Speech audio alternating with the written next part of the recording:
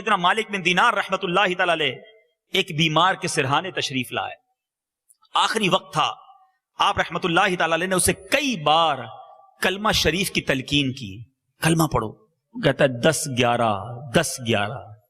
آپ کہتے کلمہ پڑھو. وہ جواب میں کہتا 10-11 10-11.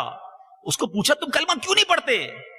کہتا ہے میرے سامنے آگ کا پہاڑ ہے، میں جب بھی کلمہ پڑھنے کی کوشش کرتا ہوں یہ آگ مجھے جلانے کو آ جاتی ہے. پھر آپ نے لوگوں سے پوچھا یہ کیا کام کرتا تھا؟ لوگوں نے بتایا یہ سود خور تھا اور کم تولا کرتا تھا. اے ملاوٹ کر کے، کم تول کر، ڈنڈی مار کر، سود کا کام کر کے کاروبار کرنے والوں، پیسے تھوڑے بڑھ جائیں گے لیکن اگر رب ناراض ہو گیا کدھر جائیں گے؟ قرآن مجید فرقان حمید میں ان کم ناپ تول والوں کے بارے میں قرآن کہتا ہے. چنانچہ سورہ بنی اسرائیل 15ویں پارے کی آیت نمبر 35 میں ارشاد ہوتا ہے وَأَوْفُوا الْكَيْلَ إِذَا كِلْتُمْ وَزِنُوا بِالْقِسْطَاسِ الْمُسْتَقِيمِ ذَلِكَ خَيْرٌ وَأَحْسَنُ تَأْوِيلًا.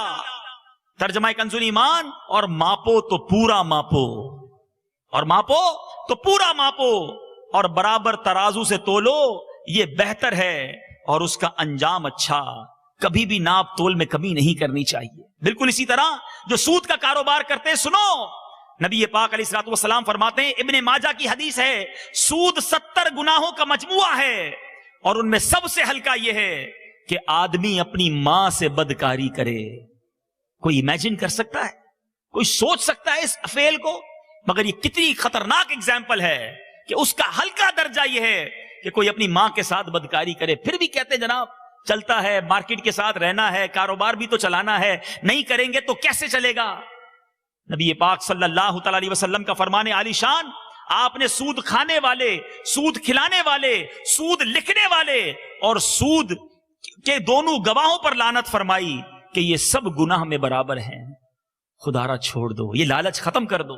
سود کا کام کرنے والے کو اللہ سے جنگ کرنے والا کہا گیا. ارے کوئی اللہ سے جنگ کر کے بھی جیتا ہے، بربادی مقدر ہوگی.